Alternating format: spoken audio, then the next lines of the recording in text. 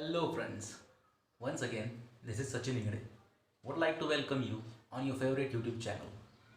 चलिए दोस्तों, कुछ दो चार और प्रॉब्लम देखते हैं कांस्टेंट एक्सेलरेशन के ऊपर। इसके बाद इस टॉपिक को हम ख़त्म कर देंगे। इसके बाद हम नया टॉपिक लेने वाले हैं, that is find the distance, displacement, velocity और acceleration by using graphical method. Okay, ये मेथड पहले मेथड से थोड़ी सी अलग रहने वाली है, उसे भी हमें लेना पड़ेगा। एक याद रखिए, ये टॉपिक बहुत लेंदी है, बहुत लेंदी है ये टॉपिक। ओके, चलिए तो प्रॉब्लम से शुरुआत करते हैं। Trees A, B and C are planted along a side of straight road. Okay, each tree is planted 50-meter interval. Okay, a car traveling with uniform retardation passes the tree A. It takes 7 seconds to reach the tree B and further 8 seconds to reach the tree C. उसने पूछा है find the velocity of the car eight A, B and C tree. Also find the distance the car will travel from C before it comes to rest. Okay, तो ये problem हमें दिया है। चलिए सबसे पहले हम डायग्रामेटिकली इसको देखते हैं। एक कार है जो कुछ दूरी से चल रही थी, उसने फिर A, B और C ट्री, ये जो ट्री है इनको पास किया। ओके, जब वो कार जा रही थी A से, तभी उसका रिटार्डेशन चालू हो गया, जब वो A पॉइंट पे थी। हर एक ट्री का डिस्टेंस जो है वो है 50 मीटर, यानी कि तीनों ट्री 50 मीटर इंटरवल पे रखे हुए हैं। उसने पूछा है जब उसने रिटार्डेशन चालू किया तो A पॉइंट पे उसकी वेलोसिटी कितनी थी, B पॉइंट पे उसकी वेलोसिटी कितनी थी और C पॉइंट पे उसकी वेलोसिटी कितनी थी। और उसने और एक सवाल पूछा कि जब वो C पॉइंट से आगे गई तो वो कहाँ पे जाके रुक गई, कहाँ पे जाके रुक गई, वो पॉइंट को हम नाम देते हैं D। और वो भी 50 मीटर रहेगा? नहीं, कुछ भी बोलते आता नहीं। ओके, पर वो पॉइंट पे उसकी वेलोसिटी 0 रहने वाली है। तो हमें ये जो डिस्टेंस है वो निकालना है। ओके, जहाँ पे C पॉइंट से वो कार चालू हो गई और रेस्ट पे आ गई। ओके, तो इतना हमें डाटा दिया है।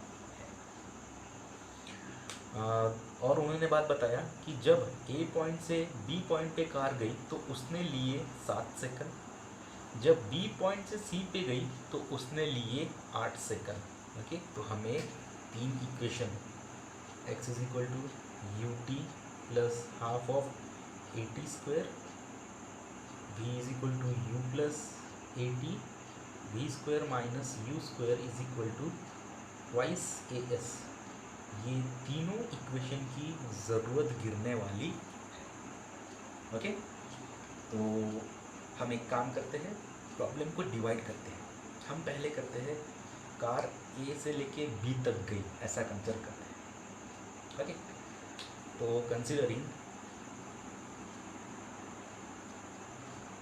Car is moving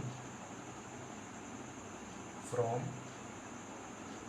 point A to B, तो जब A से कार चालू हुई तो उसका इनिशियल टाइम कुछ तो भी था, तो वहाँ पे वेलोसिटी भी कुछ तो भी रहेगी और वो रहेगी initial velocity, let it be u of A, initial velocity of car eight point A। B पे जब वो गई तो उसकी हो गई वो फाइनल वेलोसिटी, इसका मतलब VB ऑफ द कार, यानी कि जब वो पॉइंट B पे पहुंची तो उसकी वेलोसिटी कुछ तो भी है। ओके, समझ में आ रहा है? उसने हमें दिया है, दोनों पॉइंट के बीच का डिस्टेंस, ए पॉइंट और बी पॉइंट के बीच का distance that is s is equal to 50 metre है उसने दिया, और दोनों ए पॉइंट से बी पॉइंट तक पहुंचने के लिए उसको लगा टाइम 7 सेकंड। इतना उसने हमें दिया है।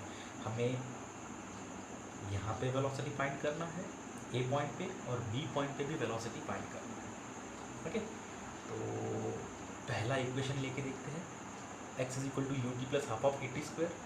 इसके अंदर वैल्यू डाल के देखते हैं, तो हमें x की वैल्यू पता है 50 में, is equal to u A initial velocity of the car, time 7 second, plus half a उसने दिया है क्या, तो उसने हमें ए भी दिया नहीं जैसे कि वैसा लिखते, और यहाँ पे 7 का स्क्वायर बराबर है। भाई अगर आप देखते होंगे तो ये इक्वेशन में 1 और 2 ये दो अननोन हैं, तो ये इक्वेशन को हम ले सकते हैं क्या, देखते हैं। फिलहाल दूसरा इक्वेशन लेते हैं। दूसरे इक्वेशन में क्या बताया है, v यानी कि वी बी, u यानी कि यू ए, यहाँ पे भी 1 2 तीसरा भी अननोन है, यहाँ पे तो भी एटलीस्ट 2 अननोन है, यहाँ पे तो 3 अननोन है भाई, इसको तो कभी नहीं ले सकते। यहाँ पे भी 1 2 एस पता है, ए भी अननोन है, इसका मतलब 3 अननोन है। तो अगर तीनों में से आप देखेंगे तो इसमें 3 अननोन है, इसमें 3 अननोन है, सिर्फ ये इक्वेशन ऐसा है कि जहाँ पे 2 अननोन है। तो फिलहाल के लिए एक काम करते हैं, ये इक्वेशन को ले लेते हैं और इसको नाम दे देते हैं ए। अब भाई ये कंडीशन पे अगर हम चलेंगे तो भी हमें यू ए पता नहीं है और ए भी पता नहीं है, बराबर है। अभी एक काम करते हैं, नेक्स्ट कंडीशन लेके देखते हैं। Considering car is moving from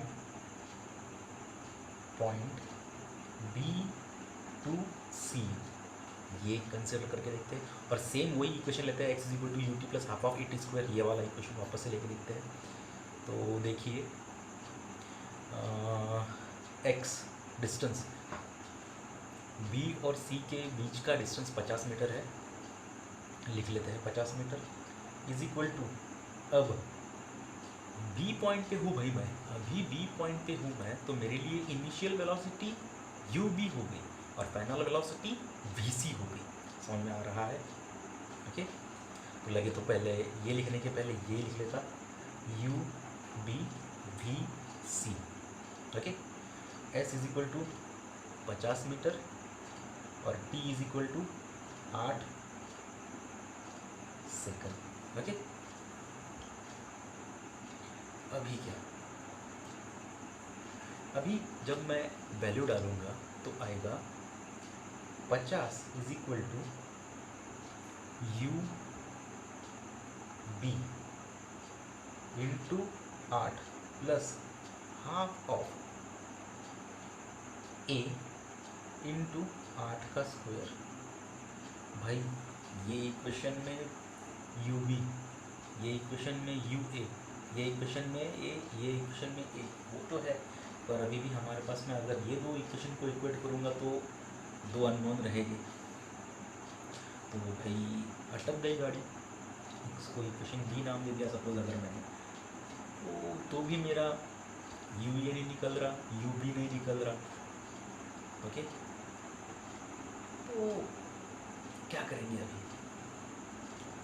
अभी थोड़ा सा सोचिए, हम क्या करते, थोड़ा सा अप्रोच बदलने की कोशिश करते। हमने पहले कंडीशन क्या लिया, ए टू बी, ओके, फिर बाद में कंडीशन क्या लिया, B to C.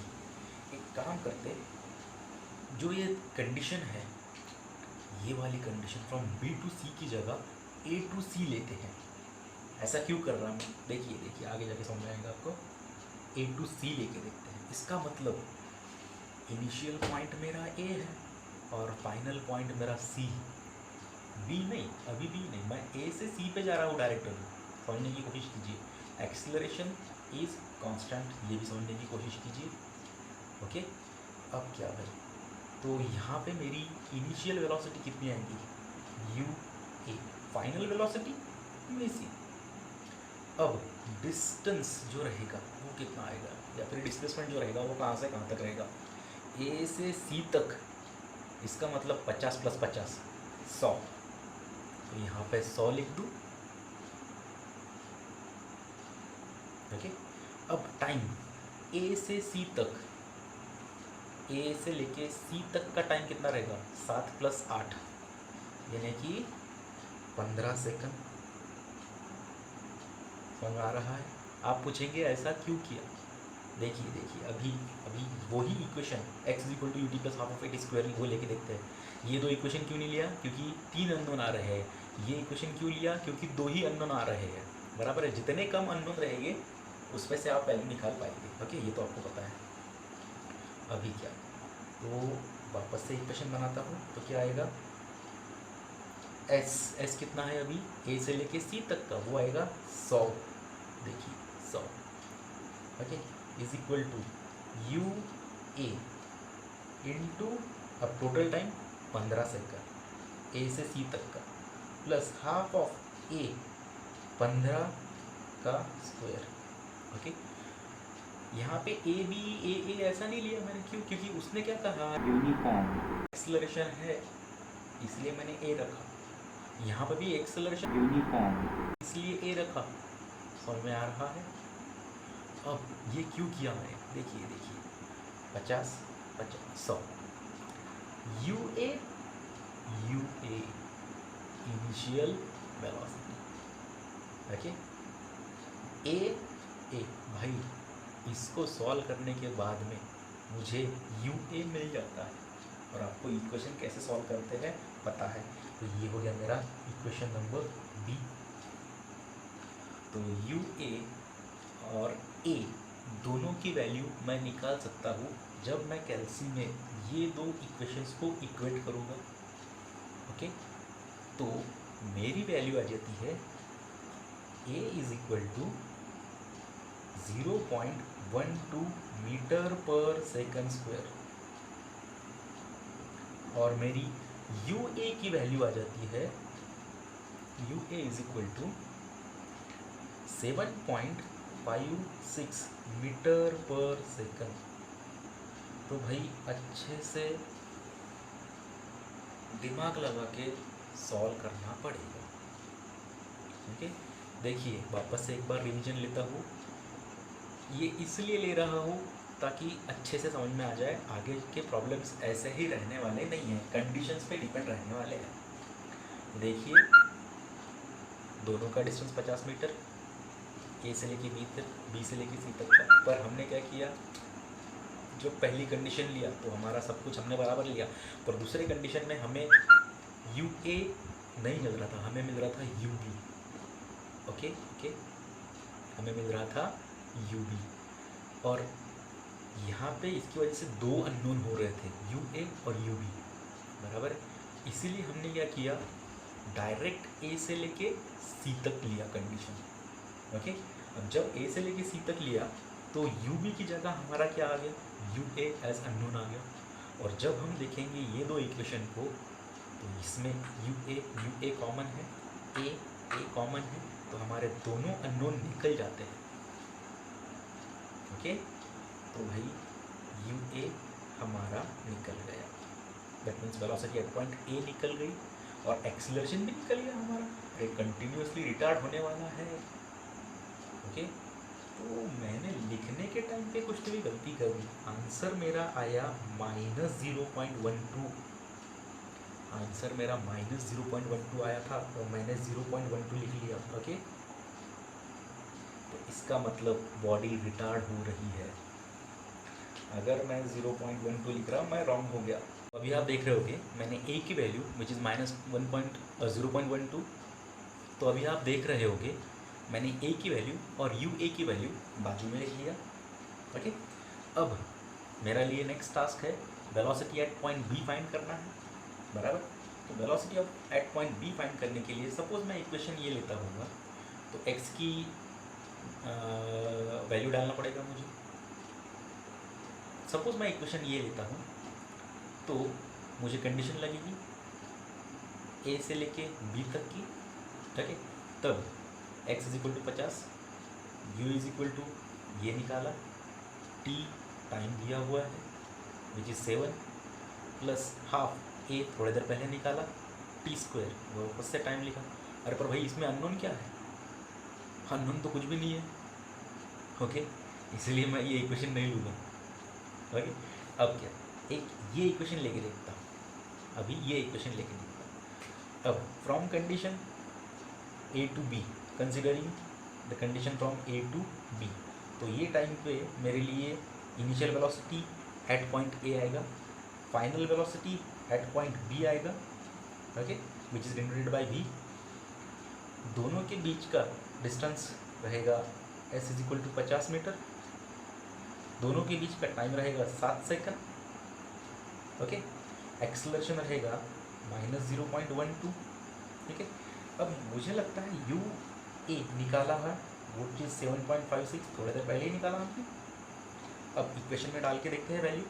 We B is equal to u A की वैल्यू 7.56 ये रही, प्लस ए क्या है माइनस, ये यहाँ पे -0.12 इंटू टी, दोनों के बीच का टाइम कितना है 7 सेकंड।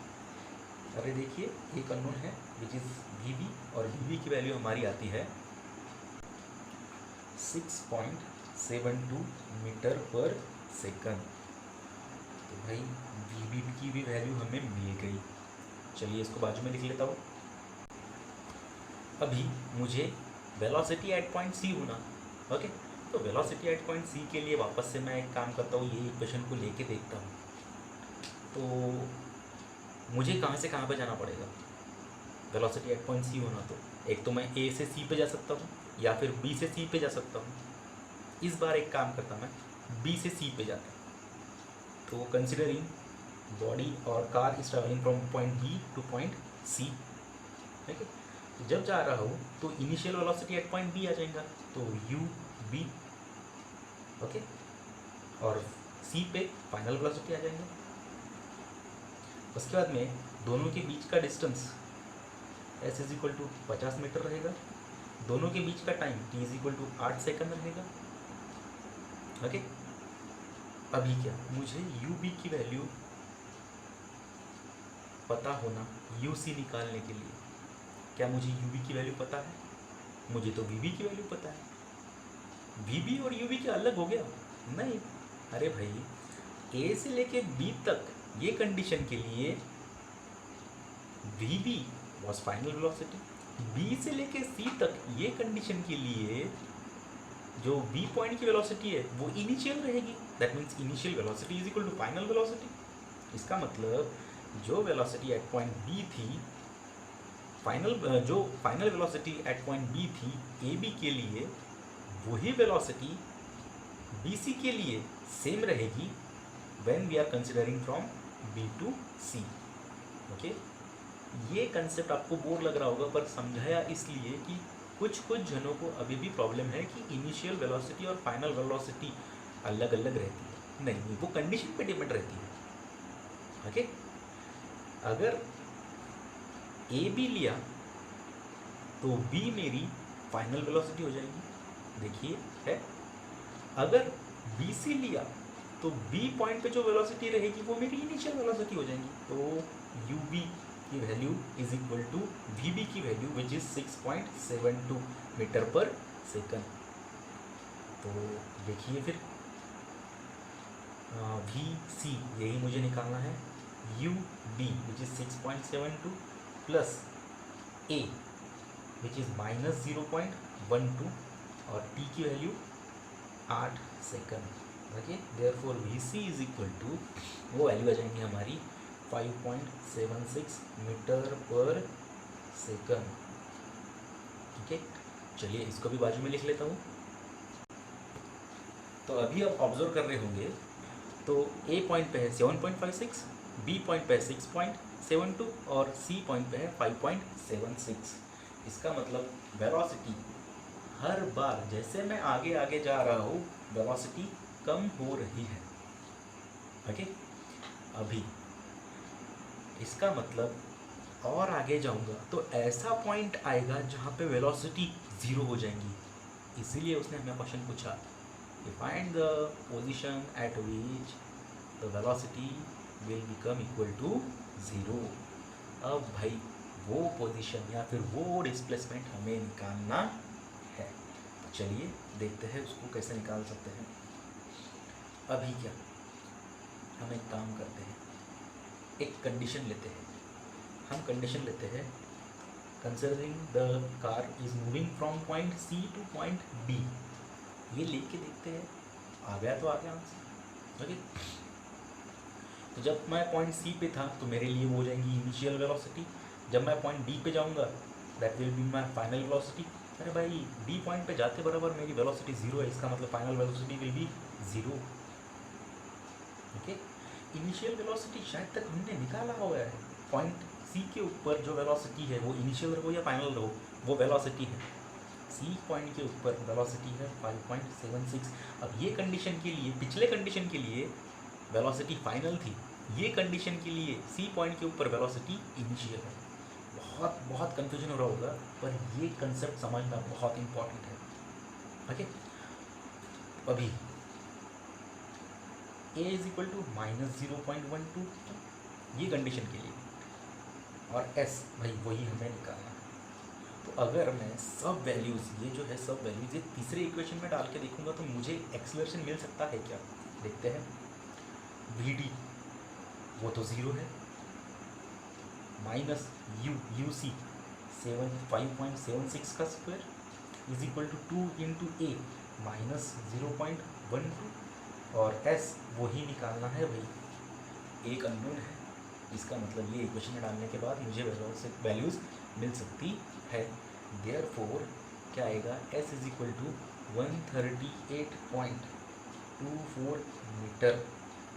तो जब सी पॉइंट से गाड़ी चालू हो जाएंगी, डी पॉइंट तक जाने तक उसकी वेलोसिटी 0 हो जाएंगी, तब वो डिस्टेंस कितना कवर करेगा यहाँ से लेके यहाँ तक, 138.24 मीटर्स। ओके, तो ये हो गया हमारा प्रॉब्लम। तो हमारा अगला प्रॉब्लम है, a car is moving with a velocity of 10 metre पर second, slows down in such a manner that the relation between velocity and time is given by v is equal to 10 minus t square minus t cube by 2. Find the distance traveled, its velocity and retardation of the car in 2 seconds. तो इसका मतलब हमें बोला गया है कि दूसरे second पे वो कार की हमें डिस्टेंस ट्रैवल कितना किया वो निकालना है, वेलोसिटी कितनी थी दूसरे सेकंड पे वो निकालना है, और दूसरे सेकंड पे ही रिटार्डेशन वो बॉडी ने कितना किया वो निकालना है। रिटार्डेशन यानी डी एक्सेलरेशन, इसका मतलब इसकी वैल्यू माइनस में आने वाली है। ओके, ऐसा इसका बोलना है। ओके, अब उसने हमें वेलोसिटी का इक्वेशन क्या दिया, v is equal to 10 minus t square. चलिए प्रॉब्लम को जरा डायग्रामेटिकली सॉल्व करते हैं। हम एक काम करते हैं, एक लेंथ लेते हैं ए बी एक लेंथ लेते, जहाँ पे ट्रेन 200 मीटर कवर कर लिया बराबर है, और वहाँ ए पॉइंट और बी पॉइंट है। ए पॉइंट पे वो ट्रेन की स्पीड थी 100 किलोमीटर पर आवर, पर बी पॉइंट तक आने तक उसकी स्पीड हो गई 25 किलोमीटर पर आवर बराबर है। बी से लेके सी तक हम ऐसा डिस्टेंस कंसिडर करते हैं जहाँ पे रेलवे ट्रैक रिपेयर हो रहा है, और वो रेलवे ट्रैक की लेंथ कितनी है, 2000 मीटर या फिर 2 किलोमीटर। नेक्स्ट हम लेते हैं सी डी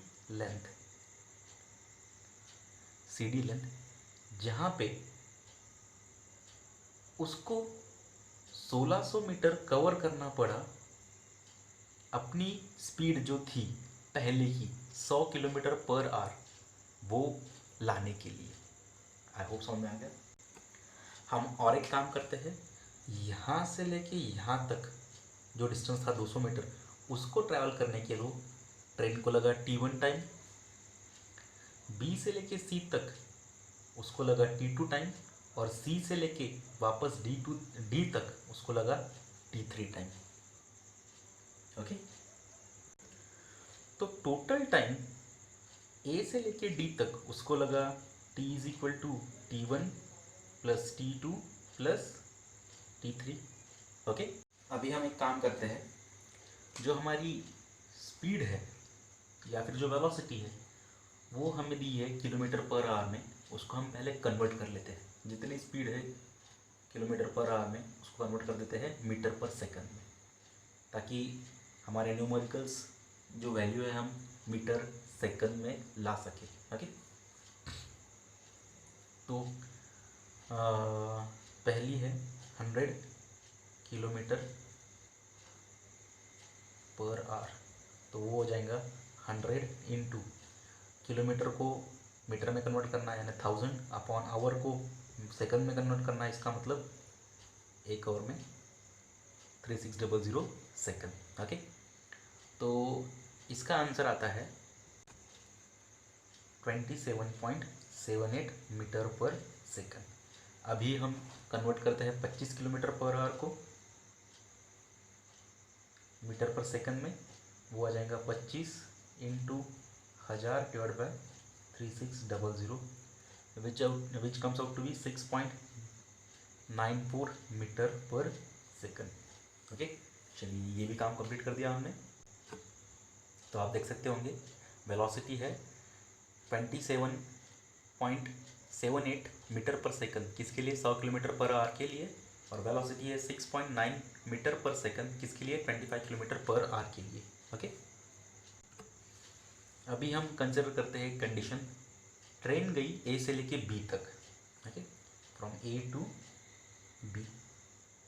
तो वो टाइम पे उसकी इनिशियल वेलोसिटी यू रहेगी 100 किलोमीटर पर आवर विच इज़ 27.78 मीटर पर सेकंड। जब बी पॉइंट पे पहुंची तो उसकी वेलोसिटी हो गई 6.9 मीटर पर सेकंड। तब तक उसने डिस्प्लेसमेंट कवर कर दिया 200 मीटर का, बराबर है। उसने कितना टाइम लिया वो पता नहीं, और वो टाइम था T1। समझ में आ रहा है? तो हम एक काम करते हैं, हमारे पास में इक्वेशन है u square minus v square minus u square is equal to twice as, s is equal to ut plus half of at square, और v is equal to u plus at। ये हमारे पास में equation है। तो क्या इस पे से हम t निकाल सकते हैं? तो अगर मैं यहाँ पे डालूँगा फाइनल वेलोसिटी, इनिशियल वेलोसिटी मेरे पास में है, एक्सेलरेशन निकाल सकता हूँ मैं, s भी मेरे पास में है, पर मुझे t होना, यहाँ पे डालूँगा तो s मेरे पास में है, u मेरे पास में है, t नहीं है, a भी नहीं है। यहाँ पे अगर डालूँगा तो v मेरे पास में है, u मेरे पास में है, a नहीं है, t भी नहीं। तो इस पे से एक बात समझ में आ रही कि जब तक मैं a नहीं निकालूंगा तब तक मुझे t नहीं मिलेगा। तो सबसे पहले a निकालने की कोशिश करते हैं बाय दिस इक्वेशन। ओके। अभी v की वैल्यू क्या है 6.9 का स्क्वायर माइनस u की वैल्यू क्या है 27.78 का square is equal to twice a की वैल्यू ही मुझे निकालना है, और उसने डिस्प्लेसमेंट कितना लिया है 200 मीटर का। ओके। तो उस पे से a आ जाता है हमारा -1.808 मीटर पर सेकंड स्क्वायर। a की वैल्यू माइनस है, इसका मतलब रिटार्डेशन है। ओके। अभी क्या, इस a की वैल्यू मैं ये दोनों इक्वेशन में से कोई भी इक्वेशन में डालूँ तो मुझे a मिल सकता है। मेरे लिए ये प्रीफरेबल रहेगा, क्योंकि ये थोड़ा सा कॉम्प्लिकेटेड हो जाएगा, आंसर मिलेगा पर लेंदी हो जाएगा। देयरफॉर v हमें पता है वो है 6.9 इज इक्वल टू यू हमें पता है 27.78 प्लस ए अभी निकाला थोड़ी देर पहले -1.808, और टी वही हमें निकालना है। तो इस पे से हमें टी की वैल्यू मिल जाती है 11.526 सेकंड। तो भाई टी मतलब T1, क्योंकि मैं ए से लेके बी तक जा रहा हूँ, तो ए से लेके बी तक जाने को मुझे कितना टाइम लगेगा, t1, और वो उस वैल्यू मैंने निकाल ली। ओके, चलिए भाई, t1 निकल गया। अब मैं नेक्स्ट कंडीशन लेता हूँ, फ्रॉम बी से लेके सी तक ट्रेन गई।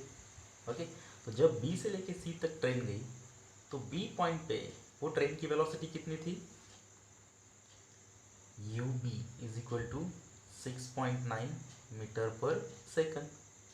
ओके, सी पॉइंट पे जाने पे उसकी वेलोसिटी कितनी है वो हमें पता नहीं, तो यहाँ पे मैं वी सी लिख लेता हूँ।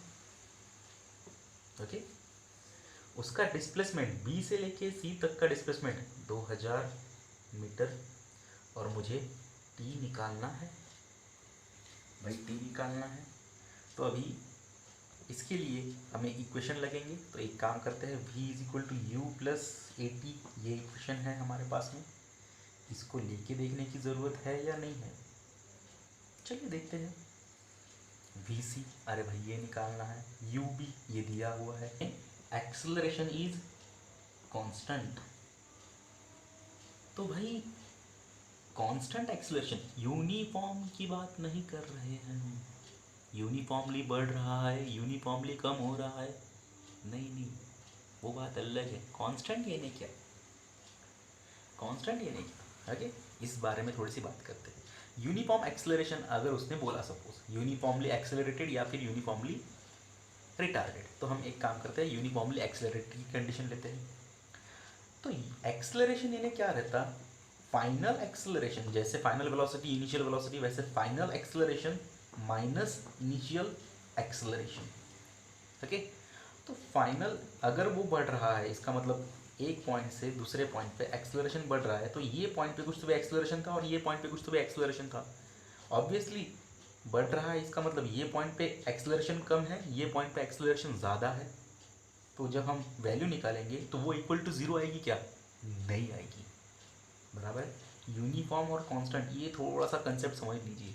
अब उसने बोला है constant acceleration, okay, constant acceleration है, यहाँ पे भी एक्सेलरेशन, यहाँ पे एक्सेलरेशन सेम रहने वाला है। हमारे पास में फॉर्मूला क्या है, final acceleration minus initial acceleration, तो यहाँ पे भी सेम एक्सेलरेशन है, यहाँ पे भी सेम एक्सेलरेशन है। तो सपोज यहाँ पे x एक्सेलरेशन है, तो सेम एक्सेलरेशन यहाँ पे भी x है, तो x minus x comes out to be 0। Okay, तो जब भी एक्सेलरेशन कांस्टेंट होता है तो उसकी वैल्यू कितनी आती है, 0 मीटर पर सेकंड स्क्वायर। इसका मतलब क्या, गाड़ी की स्पीड कम हो गई, बंद हो गई गाड़ी, नहीं नहीं नहीं नहीं, उसका एक्सेलरेशन कांस्टेंट है, इसका मतलब हर एक सेकंड पे उसकी वेलोसिटी सेम है। ये कंसेप्ट समझाने के लिए ये प्रॉब्लम लेना पड़ा, समझ में आ रहा। चलिए आगे बढ़ते हैं। तो इसको सॉल्व करने के लिए मैं इक्वेशन लेता हूँ, x is equal to u t plus half of a t square. तो अगर आप देख रहे होगे तो x यानी कि डिस्प्लेसमेंट मुझे पता है, which is 2000 is equal to u initial velocity मुझे पता है 6.9 इंटू टी, वही निकालना है भाई, प्लस हाफ ऑफ ए, भाई ए क्या है, कांस्टेंट एक्सेलरेशन, इसका मतलब zero, zero into anything is zero. समझ में आ रहा, इसका मतलब ये टर्म ही पूरी की पूरी ज़ीरो हो जाएगी, and therefore t is equal to 288.18 second. और ये जो टाइम है कहाँ से लेके कहाँ तक, बी पॉइंट से लेके सी पॉइंट तक। ओके भाई, T2 भी निकल गया, अभी बचा T3, चलिए वो निकालने की कोशिश करते हैं हम अब। और T3 निकालने के लिए मुझे कंडीशन लेना पड़ेगा C से लेके D तक, C से लेके D तक मुझे जाना पड़ेगा T3 निकालने के लिए। तो जब मैं C पे था, ओके, जब मैं C पे था तो मेरी वेलोसिटी क्या थी, वो थी इनिशियल वेलोसिटी। जब मैं D पे जाऊंगा तो मेरी वेलोसिटी हो जाएगी फाइनल वेलोसिटी। ओके, तब तक मैं कुछ तो भी डिस्टेंस ट्रैवल कर लूँगा C से लेके D तक का, तो वो हो जाएगा मेरे लिए 1600 मीटर टाइम वही मुझे निकालना है, वही मुझे निकालना है।